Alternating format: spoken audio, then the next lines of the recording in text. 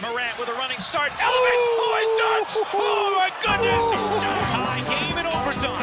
Gasol will turn his heat. It's gone! Memphis on top. 7-10 remaining. Conley now with three. Count it! A 15-point lead for Memphis. And Blake Griffin gets into it on the floor with Randolph. Hard to tell if there are any punches being thrown under there, but Griffin took acceptance. Adams going long. Morant! Oh, he hit it! John Morant, insanity! You gotta be kidding me.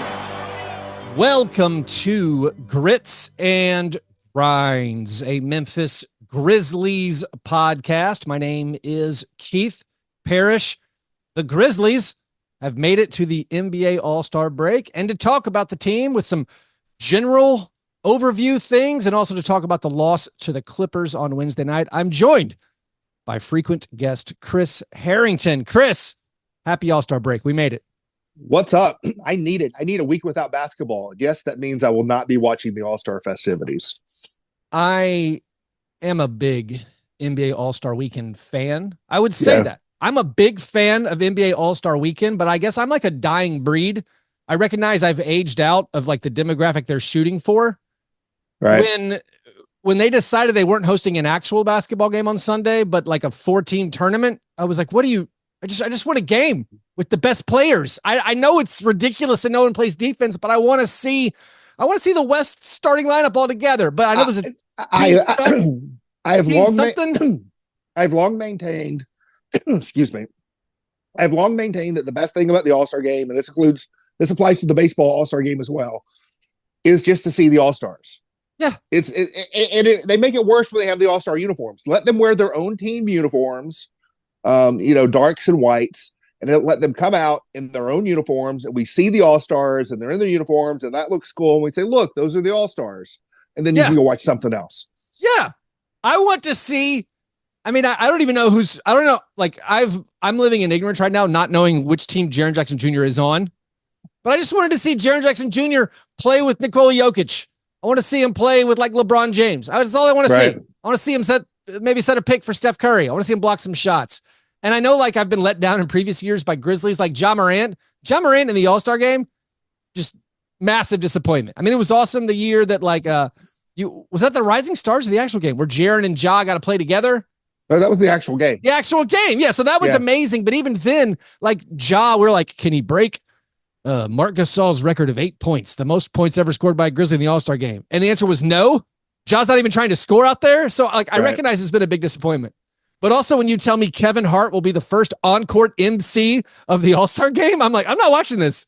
I'm not watching Kevin Hart just make tall jokes or mispronounce Antetokounmpo's name, even though Giannis isn't playing. But you know how they say like Los Angeles nightlife is undefeated. Yeah. I think with Ja's first All-Star game, it was a All-Star break nightlife was undefeated situation. I gotcha.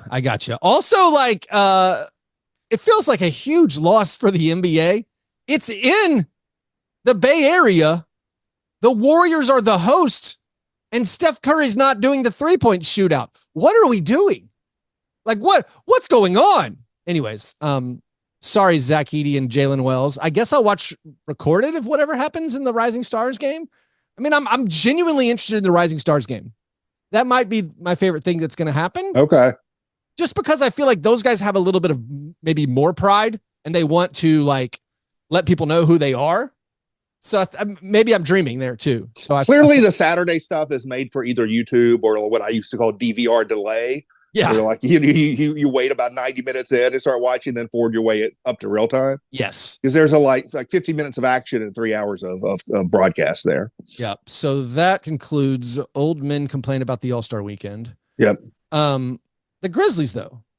The Grizzlies lost, of course, to the Clippers, second night of a back-to-back. You're playing a good defensive team. You're in LA the day before the All-Star break. No Ja Morant, no Vince Williams Jr. I think the overall result, nothing surprising at all about it. I mean, I guess we can get into it more in a little bit. I want to go more big picture. The Grizzlies, 36-18. They said during the broadcast, this is the Grizzlies' second best record ever going into the All-Star break. Now, I didn't double check that fact because I didn't know how to, other than manually clicking through 30 NBA seasons, and I didn't want to. But does it feel like this is the second best record in franchise history going into the All-Star break? And if it doesn't, why is that the case? I think this is responsive to your question, but I did a first half of my quote unquote mid-season. I'll put that in air quotes, mid-season mailbag this week. First half just came out yesterday as we talk, and then the second half will be early next week. And the very first question I led with was a question I got from a reader of, is this team better than the I think it's 2021, 2022, the team 3 years ago that won 56 games, it was second in the West and lost in the second round to the eventual champion Warriors. And I took a look at that, and it's remarkable how similar the teams are. They're both on pace for essentially the same record and the same spot in the standings, and a spot in the standings that would put them far, far, far back of the team ahead of them. The balance of offense and defense is very similar. It's the same top three players, John Morant, Desmond Bane, and Jaren Jackson. And even though those three players are each 3 years older, which is 9 collective years older, the average age of the top 11 players on each roster is 24.1 years old. Mm. And part of the question was, what was the ceiling and floor of that team? What was the ceiling and floor of this team? And I think it feels sort of the same. That team 3 years ago, they could have lost in the first round to Minnesota. So the floor was a first round loss. They went 6 games with Golden State, which ended up winning the title, even with John Morant missing time and Steven Adams missing time. So their ceiling, I don't think, was winning the title, but it was we can hang with the eventual champs, even though we're not quite as good as them yet. I feel like that's sort of where this team is. Like, they could lose in the first round. They could really be competitive with whoever's going to end up winning the title, but they're probably not going to be the team that wins the title. Yeah. And so to me, they went on this 2-year-long detour because of the injuries, the John Morant off-court stuff, the failed Marcus Smart trade. This just 2-year detour. That team 3 years ago got sucked into a black hole and went through this journey and has come back out. They've come back out to the same spot that they were when they left. And whether that is a good thing or a bad thing, I think is for fans to interpret. It's good that they've made it back, but I don't think they're any better. And so I think, because is this team as good as any before? Could be, but there was a cap on what any team before was. So have you watched those Spider-Man Into the Spider-Verse or whatever they're called? So I feel like part of what you just described, it's almost the alternate parallel universe Grizzlies team where a lot of the same look, a lot of the same players. Also, I'd like to spell out, I saw the second one and I couldn't tell you what the plot actually was, but I was distracted while watching. But this is similar. It's the same. They look the same, but there's some differences. Here's my initial reaction to you saying that, and it might just be that you always remember the past as being maybe better than it was or whatever. My pushback was, I felt like that team, the 56 win team in 22, could actually hang with the team that won the title. Like the Warriors series, reminder, we lost in 6 games. In 4 of those losses, I'm pretty sure I remember the stat right, the Grizzlies had the lead in the final 2 minutes. They had the lead in the final 2 minutes of 3 of the 4 losses. Right. Also, they lost that game 1 where no one played. Did Ja play 30 minutes or Jaren played? One of them, they went deep with a rotation. They lost by 1 or 2. And of course, all the injury things. I do not think this year's team can hang with the Thunder or the Celtics. If the Cavs, I doubt it. We'll find out. That game's on a national TV on I believe the 23rd, coming up after the All-Star break. I don't think this year's team can hang, but the stats maybe tell a different story, because you're on pace to win. It's 54.7 games. So round up, we're on pace to win basically the same number of games. The point differential, best in team history. Right. I think part of that is goose by the pace and what have you. But, you may end up being right. Part of this is we're going to find out. Yeah. I would say, I wonder, and maybe this is the sort of optimistic counterpoint, but just, and I don't even necessarily believe this, but just to argue, is it possible that what we've seen from this team this season changes when they are going to boost their stars minutes more from regular season to postseason than other teams are going to? And I think you're going to see a shift a little bit more than likely away from Jalen Wells, Zach Edey towards Vince Williams, Santi Aldama, Brandon Clark. So I think the minutes emphasis for this team in the playoffs is going to change more than it's going to change for the Thunder, the Nuggets, the Rockets, like any of these other teams. I think there's going to be more of a shift. Does that shift make them more competitive against these teams? I think it probably will, but more competitive doesn't mean as good, and so I still put it in the same thing where I think you could see this team in a competitive second round series or even conference final series that they end up losing. I think we're talking ceiling there, not most likely outcome. Yeah. I do think that is still sort of the ceiling of this team. Yeah. I feel like one of the problems with the team back in 2022 that I still like have all these fond memories of, it's like we kind of, I don't know if we gloss over, but like that Minnesota series where it's like, all right, I said the thing about them having the lead in the final 2 minutes against the Warriors. Remember, they trailed by double digits going into the fourth quarter in 3 of their 4 wins against the Timberwolves. And I'm still never sure, were we just having bad first 3 quarters, or were we actually we were a little bit fraudulent as a 2 seed where it's like, why are we so bad? No one feared the Timberwolves. They were the 7 seed, and we had to hang on for dear life and have these miracle fourth quarter rallies. The Timberwolves were the first team ever to lose multiple double-digit leads going into the fourth quarter in a playoff series, and they did it 3 times. So, like, maybe the Grizzlies that year, it was still like they were a regular season team. Maybe they matched up well against the Warriors, and they could hang in. So, like, how good was that team actually? Who knows?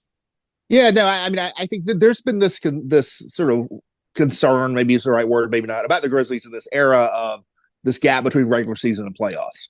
And I think that's been there. I think that's still going to be there this season. Even if they get past the second round and get past the first round, get into a second round. I mean, I do think this is a better regular season team that'll be a playoff team. And part of that is that team was really young 3 years ago. And oddly enough, it's just as young now in a different way, right? It's still the 24.1 average age of the top 11 players. And, that's a deeper discussion in terms of like, how the team got to that point 3 years later. I think it's been less intentional. The Marcus Smart thing, they didn't plan for that not to work. The one thing that is different about this team, and whether it's enough different, I don't know, to offset the other stuff we talk about, I don't know. But this is a different Jaren Jackson Jr. than 3 years ago. He is a different level of player now than he was then. Now, John Morant has not been, so that's sort of my bigger concern. Are we going to get the John Morant in the playoffs we've seen in the playoffs? We have not seen that John Morant in the regular season. Yeah. It's a fair question. And also, speaking about the youth thing, let's talk about the youth thing. Let's talk about how that applies to the Marcus Smart trade, which you and I have not talked about on the show, at least. The team is still young. What would you say to someone who maybe points out that the team has once again tripled down on youth? If we're doing that into the Grizzlies verse thing, it's like, all right, these players are the same, but you swapped out a Dylan Brooks and or a Marcus Smart and or a Steven Adams and or a Tyus Jones. Now it's Jalen Wells and it's Vince Williams Jr. and it's Zach Edey. What's the pushback for saying this team has not tripled down on youth again? Well, I think it has, but this time it's been accidental, and before it was more accidental. Explain the term accidental. What do you mean? Well, I'm going to contrast to the elective approach. When Zach Kleiman said, and it was a response to my question, I was one of those who was asking the question when he gave this quote. Yeah. When he said, "Did we really need to triple down on youth?" Yeah. He was talking about an active decision to trade DeAnthony Melton for David Roddy, to let Kyle Anderson walk for Jake LaRavia, to do these things and assume that those young players are going to be able to step right in and help. That was an elective decision the team made that was widely questioned at the time, including by both of us, and that did not work out. They did try to go the other way. That's why they traded for Marcus Smart. So you trade for Marcus Smart. They traded Steven Adams because he got injured, and they didn't have faith that he was going to be they didn't think they could rely on him to be a starting center given the injury situation. And guess what? Houston is not relying on him to be a starting center, right? Right. So they imported Marcus Smart because they wanted more veterans. They sent out Steven Adams strictly because of the injury. If that knee injury never happened, Steven Adams is on this team. They didn't plan for Jalen Wells to be a starter on this team. It just happened, right? I mean, Marcus Smart is hurt. Jalen Wells starts playing well, and you look up and it happened. They had a hole at center this last summer to fill after they traded Steven Adams. I don't think they decided we want a rookie in that role, but I think they looked at it and said, we can draft Zach Edey, or we go out in free agency and get a veteran, but that's going to mean signing Jonas Valanciunas or Andre Drummond or somebody like that. And they got young. They went young. But I don't know who second guesses that, right? Do you think this team is better with like Andre Drummond or Jonas Valanciunas at center? What about so sorry, to push back, let's just say, what about guys that I feel like you and I both identified? What about Gogo Batadze or Jalen Smith, who are both having good you think this team solid backup role? I don't know. I don't know if those guys would probably still not be closing over when I factor in Brandon both, Clark or when I factor in both the this year component yeah, and the fact that this is still a young team, even the stars are still young, and you get Zach Edey on a 4-year rookie deal. Yeah. I would rather have Zach Edey right now than Gogo Batadze or Jalen Smith. So people can question that, but I don't. Have both. Like it wasn't an either or. The Grizzlies had a roster spot in the offseason. You said they didn't plan on Jalen Wells being the starter. And I'm just pushing back, whatever, devil's advocate. If they didn't plan on going youth again, yes, they had Marcus Smart, but in the offseason, they had roster spots. And it was like, what are you going to do with this roster spot? Well, they're finally going to use their mid-level exception. And no, they kept the same team and they brought in Jalen Wells and Zach Edey. Like they didn't bring in an outside veteran. And they kept Luke Kennard. They could have signed a different veteran. I mean, Luke Kennard was a veteran. If you bring in a Batadze or Jalen Smith in addition to basically in the J Huff role, right? J Huff, fifth big. Sure. Yeah. Are you going to want to play that player over Zach Edey, Jaren Jackson, Santi Aldama, or Brandon Clark? You're talking about spending on a fifth big. Mm-hmm. I would say like the big thing here is the Marcus Smart thing didn't work. From their perspective, it didn't work. Like you could look at that and say, well, maybe you're wrong. Maybe if you keep this guy, he gets healthy and he's the player for you in the playoffs that you always thought he would be. It's impossible to know at this point. He's with the Washington Wizards. We're not going to see him in the playoffs. Like we're not going to have any basis to judge that. Are we even going to see him? That's the real question. Right. My thing is mostly that I wish that they had been a little bit more aggressive to acquire someone else in that Marcus Smart role if it wasn't going to be Marcus Smart at the deadline. Yeah. They made a bid for Dorian Finney-Smith. That didn't happen. That would have sent out a veteran rotation player for one. So that would have been a net, neutral as far as that goes. I do think this is not 100%. This has not been 100% reported, but I feel pretty comfortable putting the pieces together that they made the same offer they made to Washington. They made to Chicago to try to bring in Lonzo Ball, and Chicago turned that down. There's no evidence they tried to go out and make a deal for, Andrew Wiggins or DeAndre Hunter, one of whom moved, one of whom did not move the second time after he was in Miami. I would have liked to see that, but I don't, to get back to your original question, I don't think the youth of the roster was a choice to be as young. I think a series of individual decisions, self-contained decisions led them to that point. They did not start with that as a goal. Yeah. So now that we've moved past the Marcus Smart deal and they have maybe accidentally ended up with a youthful roster, I think most people, it feels like, we're circling our guy Vince Williams Jr. as being like, well, I hope that's the answer. It might even be Santi Aldama at the 3. Like they've been doing more Santi Aldama small forward stuff. So I know it's only been 3 games or so since the All-Star or since the trade deadline.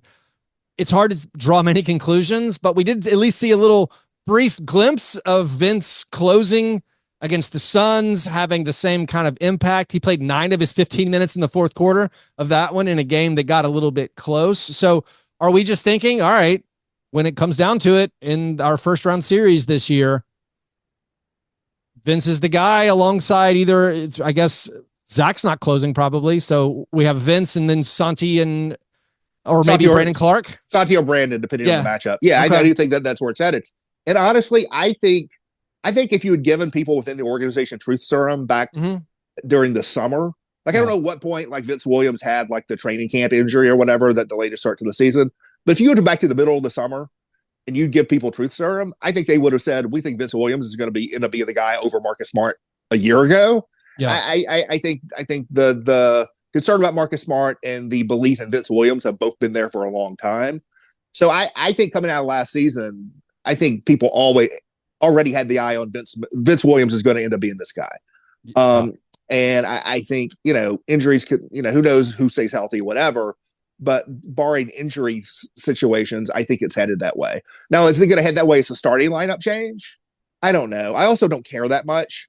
I don't expect Jalen Wells and Zach Edey to be DNPs in the playoffs. but I think Vince Williams will play more than Jalen Wells, and I think Santi Aldama and Brandon Clark will both play more than Zach Edey. And I think when they get into middle of the fourth quarter in a 5-point game, I think the lineups are going to be the big three guys with Vince Williams and either Santi Aldama or Brandon Clark, or to your point, maybe sometimes Santi Aldama and Brandon Clark.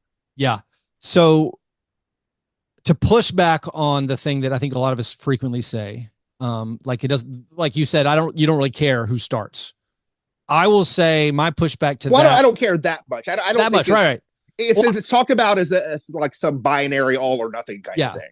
I will just say, since Taylor Jenkins has been the head coach of the Grizzlies, it does kind of matter who starts, because no matter what, we're going to burn 10 minutes each game with that person out there, the first 5 of the first, quarter and the third quarter. And I haven't seen the bench guy who consistently ends up with more minutes than the starter. Of course it happens. We've seen Jalen Wells finish games and Zach Edey finish games with like 13 minutes or 15 minutes out of that starting spot.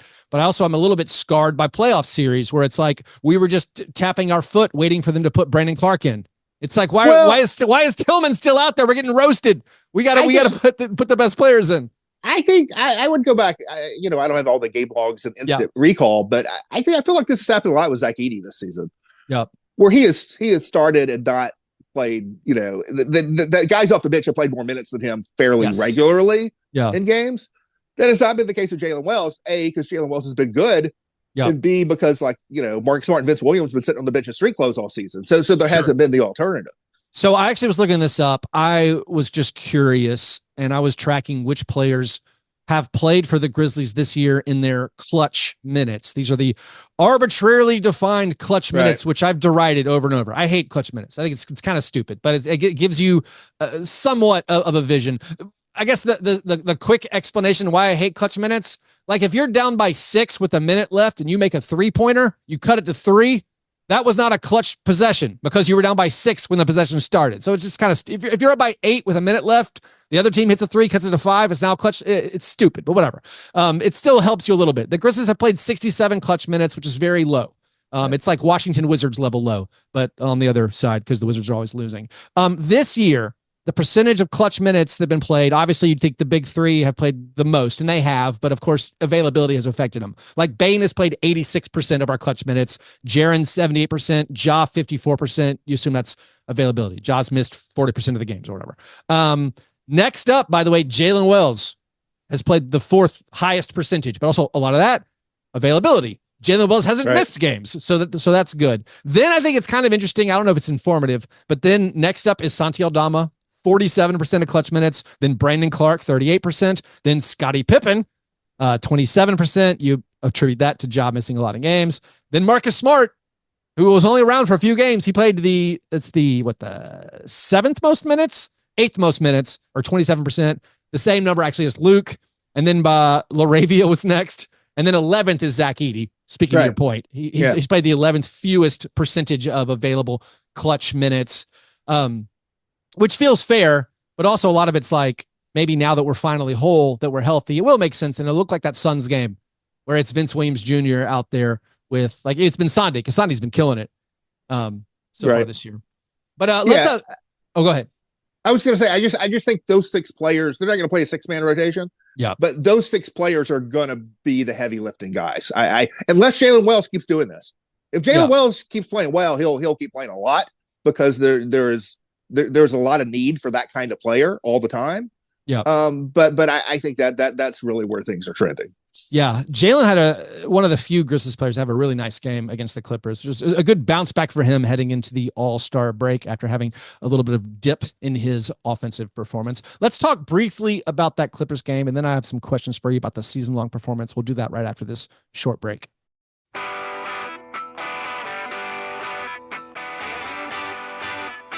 All right, Chris, I only have one big pet peeve with this Clippers loss. Like I said, it was understandable under the circumstances. But the Grizzlies were winning with 6 minutes left in the second quarter when Jaren made a really dumb play. Right.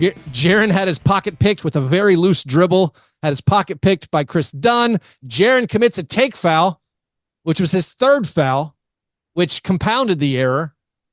Then, of course, Jaren, due to his own mistake, picking up that 3rd foul, goes to the bench, doesn't play the rest of the half, The Clippers outscored the Grizzlies by 9. After that, going into halftime, the lead is gone. Then second half, the Grizzlies don't show up. So that's my biggest pet peeve. Sure, the Grizzlies maybe could not have allowed 42 points off of turnovers, which is preposterous. Like a 22 turnover game. So that was disappointing. Also, I guess the only stat I have for the game is Luke Kennard had been undefeated as a starter. That's no more. But did you have any other thoughts or takeaways from this Clippers game? There's been a lot of focus on, how the Grizzlies play against the better teams. Yeah. And I think that's a legitimate focus, but I would narrow it even more. And I would say there's a little bit of a red flag about how they play against the teams that have the best perimeter defense.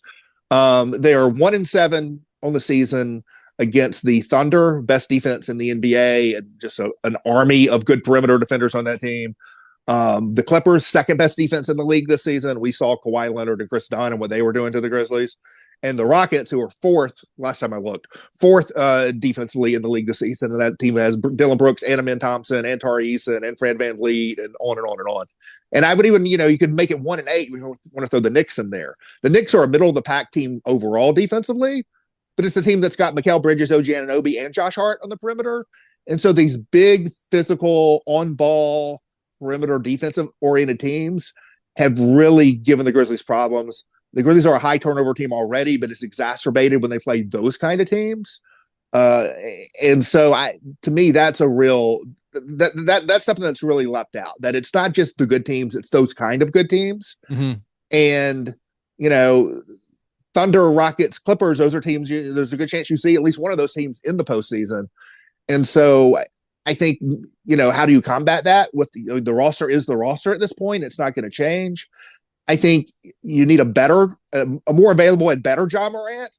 And maybe you tweak a little bit your approach, and you keep doing that over the course of the season. I mean, I don't think it's an accident. And I've been a little middle of the pack on the quote unquote new offense. It's obviously working in a broad sense. But it is so focused on the dribble drive and the beat your man off the dribble 1-on-1.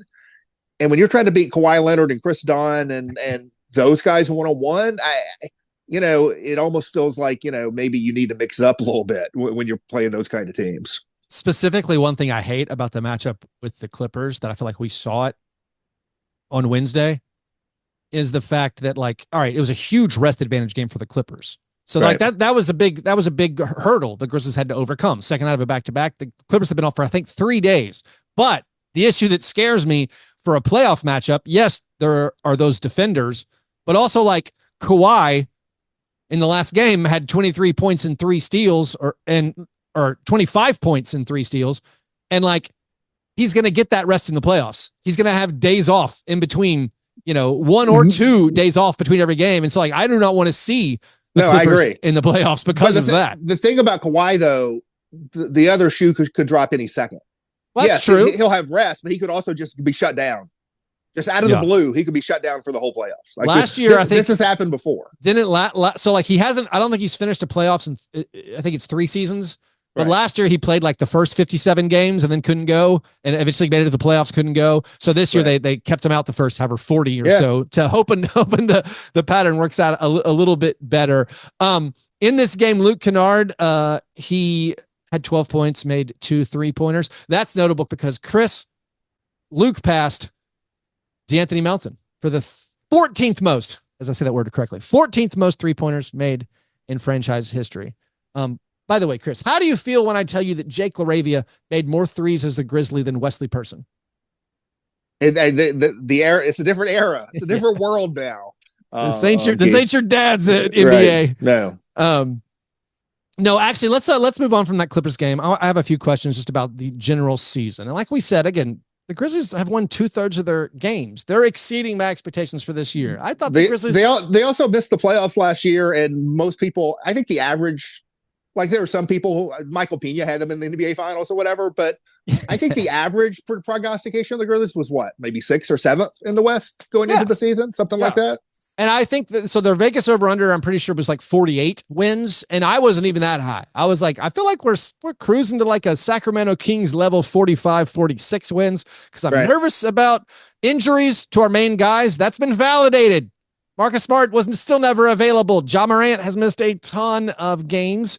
And I had nerves about the rest of the roster, the lack of adding veterans. But that part of it's worked out amazingly well. So I'll ask you, Chris, like if we do some superlatives for the first 2/3 of the, or whatever, 60% of the season, like MVP is obvious. It's Jaren. He's the Grizzlies MVP for this season. But if we went to a most improved player for the Grizzlies this season, based on the first 54 games, who would you say is the most improved player this year based off their previous performance in their careers?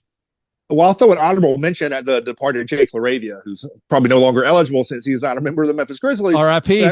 But I think certainly was one of the more improved players this season. To me, the answer is Santi Aldama. Yeah. Like it's year 4 for Santi. Year 3 last season was more of a lateral kind of season, maybe even a little bit of a regression. It was also a total mess for the team, so it was hard to get a read.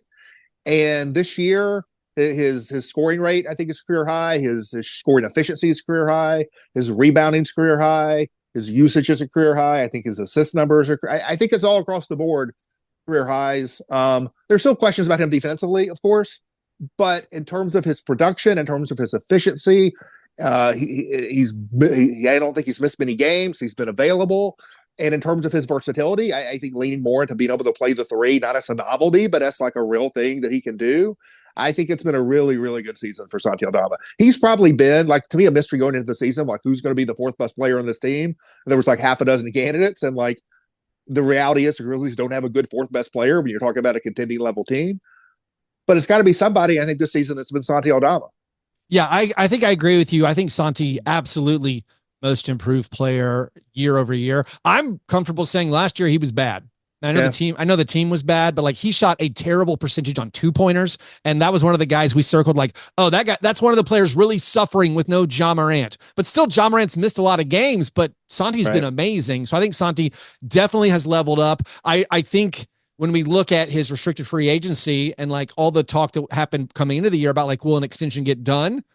I don't think the Grizzlies made a mistake here because coming off of his 3rd season, that's not a guy where you were going to come, I think, to a number that both people were comfortable with, because they can be like, you regressed a bit, and like you were probably expecting like a $15 million a year, and that's hard for us based on what you showed last year. We don't know where they were willing to go and what he was willing to take. Like I really don't have any info, and no one else has reported anything about where that went. I do think that in retrospect, like I don't know what they could have gotten done this summer. But I suspect the deal he will sign this coming summer is going to be bigger than what it would have been last summer. Yes. But you couldn't know that for certain. That's how I feel. And I also think like the Marcus Smart trade when it happened, a lot of the coverage around the league about that led with like the Jaren Jackson renegotiate and extend, which I've written skeptically about because I am skeptical about it. I do think it's even more of an indicator that of an organizational decision that they are bringing Santi Aldama back. I think the Marcus Smart trade, I think it was primarily that they stopped believing in Marcus Smart. I think that's primarily what it was about, not the financial stuff. But secondarily, to the degree it was a financially driven thing, like quote unquote flexibility, I think it said more about Santi Aldama than it did about Jaren. Yeah. I have an honorable mention for most improved player though on the Grizzlies. I like to mention Scottie Pippen Jr. I mean, Scottie Pippen Jr. I thought about that. Yeah. It's been up and down with him because the turnover stuff is pretty bad. And the team has not, the team offense stuff, like when he's at the helm, it's been pretty erratic offensively, I think, for the team. I wrote a thing last week. I was sort of post deadline, like breaking down the roster and thinking about it the rest of the season into the playoffs. I've come around to thinking that Scottie Pippen Jr. is now a little underrated when we talk about who might matter in the playoffs. Because I think he can get after it defensively, and I think he showed he can make shots. And I just feel like with him, he's enough of a gamer that I think he's going to be there for it. So I'm probably feeling a little bit better about him, actually. Yeah, I think just for me, being skeptical of what he did last year in a useless season where he never played a meaningful, as far as like importance to the league and the team, meaningful. They were meaningful minutes to him. They earned him an NBA contract. But like, I was like, all right, he made shots last year. Can he do that when the games actually matter? And now he is playing a big, important backup point guard role on the 2nd seed in the West. So I have an honorable mention for Scottie Pippen Jr. Chris, superlative, most surprising player or it can even be just biggest surprise about the Grizzlies. But what's the most surprising thing, if it is an individual, for you about the Grizzlies right now? Well, for me, it's Jalen Wells. I mentioned Jalen Wells in a pre-draft column before I'd ever seen him play, just because I had done a little research into the Grizzlies sort of second round tendency a little bit. And I tried to guess like some of the guys they might like.